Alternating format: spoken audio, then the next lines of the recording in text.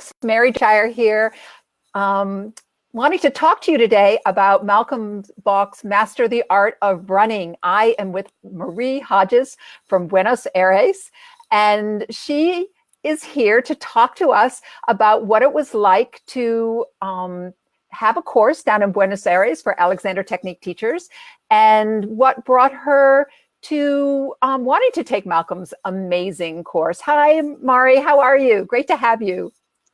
Good, thanks. It's good to be here. So you told me just prior to our going live that Malcolm came down in 2017 and taught Master the Art of Running course to Alexander Technique teachers. Can you tell me what inspired you to invite Malcolm to come down and teach his course?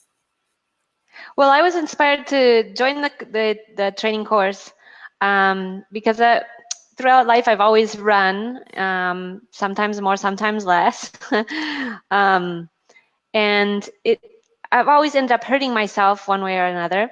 Yeah. And it seemed like a good idea for that reason, and for myself, in addition to being able to work with runners and people who do sports and other activities. So I was inspired by my own wish to get some of that knowledge for myself of how to run better, how to use myself better running, in addition to using it with students. Super. And did you find that it was useful insofar as that helping you with any kind of overloose injuries? Great. And with your students as well? Absolutely.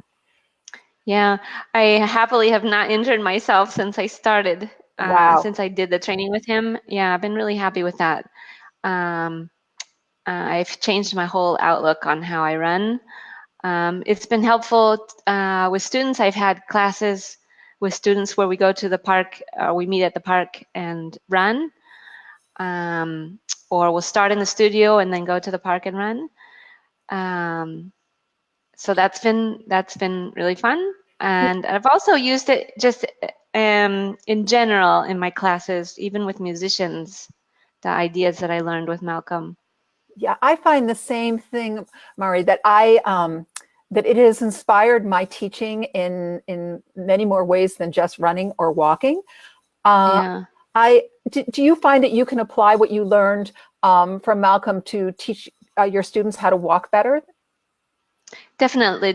Walking, how to walk better has always been an interesting idea to me to work with students, and it definitely gave me a lot more resources to use for walking. Yeah, I think you're using the word resources. That's how I felt. I felt that what I learned in New York last fall has really broadened my scope and given me better resources to address specific problems that active people confront all the time. This this staid way of doing things, this habitual way of doing things, and I certainly found that it just livened up my teaching and in a new and different way. So when you with your students, do they come to you specifically to learn how to run and walk better, or do you find that with your students eventually you say, hey, let's add a little bit more walking to what you're learning? I've had a couple students come specifically for lessons in running, to look at their use in running. Great. And then I've had a couple others that liked the idea, and we went to the park and did walking. Super. And how, let's get back to the course that Malcolm taught down in Buenos Aires. How many teachers participated? There were about 10, I think there were about 10 of us, 10 or 12 maybe. Super. And I just love, you just think of where there are pockets of Alexander teachers in the world, and it's really wonderful to know that in Buenos Aires that there are so many teachers. You told me there are about 30 teachers. That's right. There's about that number. Yeah. So about a third of your Alexander Technique teacher population took this course. Let me think. It was the course, the Art of Running course. I think there were 6 or 7 of us that did the training. Okay. There were a lot more that did workshops with Malcolm while he was here. Oh, okay. So just runners, but it was runners who were attracted to. Yeah, it was just a small group of us that did the Art of Running course. But still, 6 or 7 with a population of 30 is really significant. So that's true, and it was great because it was a lot of individual work with Malcolm too. So what were the highlights for you in taking Malcolm's course? Oh, so many things. There's so many things that stayed with me. Mm-hmm. That are just part of how I think and work now, I think. Yeah. The idea of being active, that moving life requires tension. Tension is not bad. The question is how much, how do we use it, how do we distribute it? So becoming more on friendly terms with an active use of the body, that has really stayed with me. Great. What else? Trying to think now. My mind's drawn a blank. Okay, that's okay. So one big thing that I took away from the course is that running is sort of like a lost gate. You know, we walk, everybody walks, but they don't reach for running as adults unless you go out and you run in sort of a staid way. Right. And this whole idea of, you know, everyone's born to run, and that it's innate, it's part of who we are, and it's something that we should explore more. Yeah. And so that was one of my really big takeaways, and something that I've been playing with. As a lot of people know, a lot of the Alexander community knows that I work primarily with seniors. And so I've been encouraging my 80-year-olds to go out during their walk to jog for a few feet, and then stop and add that and include that, so that they have that as an expression of who they are. Yeah. And I like that. Yeah. So yeah, I think that for me, I gained a lot of knowledge about good use in running, and debunked a lot of ideas that I had about the right way to run. Yes. And that was nice, as you say, to be able to run in a way that's an innate way of running. And the other thing that I liked about Malcolm's course is all the time he would say,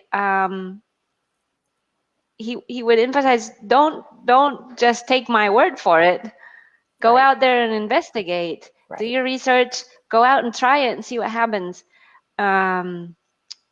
So it wasn't just taking something on faith that this is the right way to do it. It was about experimenting and learning from activity, by doing my own investigation as well. And I've incorporated that a lot into my teaching too, that idea of don't take my word for it. Yeah. Go out and experiment yourself and find out. So that's been really helpful too. That's great. I think it's really important. I'm going to get on my high horse here. I think it's really important that we Alexander teachers continue to broaden the scope of our teaching and the way that we teach. Yeah, I agree. That the chair table, scenario, although, really good at first, there's so much more that can be added and played with and experimented with, just like you said. And I think it's really important that we go out and we embrace courses like Malcolm's. And so this is a big plug from me, and I know from Mari as well, that yes, definitely, Alexander teachers, come and take Malcolm's course. We are meeting. I think it's. Go ahead, Mari. I think it's so important to see what happens in an activity, and I think that chair and table work are excellent also, and I use them, but I use other things too, and I think it depends a lot on the student. I have students who come and they really do better with chair work, and they make a lot of discoveries there. And some people make a lot of discoveries with table work, and other people make a lot of discoveries picking up their violin or running or walking or looking or doing whatever the activity they want to do that they bring with them, shoveling horse manure, all these things that I think it's important for us to help people in the activity. Yes. Of course, it's important for people to take what they learn in the very basic activities that we use also and make their own discoveries. But I think that we can accompany them in that with more activity. And Malcolm's course is something where we're really faced with an activity where a lot of habits come into play. Yeah. And we can really discover what happens there and discover how to use ourselves in the activity. Yeah, I agree. And sometimes students really need to be shown a little bit more, especially when the activity becomes so complicated and challenging, right? Yeah, It's not the quiet of the chair, but it has all the ramifications of the running or the walking or the violin playing. So, and the other thing is, it's just so fun. Malcolm's course was really fun. It was really fun in New York too. It's just, I call it the Alexander technique camaraderie, right? So yeah, I'd love to do it again. It was really fun. Well, you can come to Little Compton, Rhode Island, April 4th through 7th. All right. Okay, Mari, thank you so much for joining me and thank you, and spreading the word about Malcolm's amazing course. Okay, yeah, it is amazing. I recommend that all teachers take his course or some other similar course, definitely. Super. So you can contact Mari or contact myself. I will leave email addresses below. And if you have any questions, just let us know. We would love to see you there. Little Compton, Rhode Island, which is an hour and a half south of Boston and about 45 minutes east of Providence. We're about 4 hours from New York City. Easy to get to, beautiful, tranquil, gorgeous beaches, woods. We're going to have a lot of really fun places to run. Alexander teachers, you do not need to be a runner to take this course. You let it begin your running journey. So, Mari, thank you so much for being here. And everybody out there, great to see you and get in touch. We'd love to see you. Bye-bye.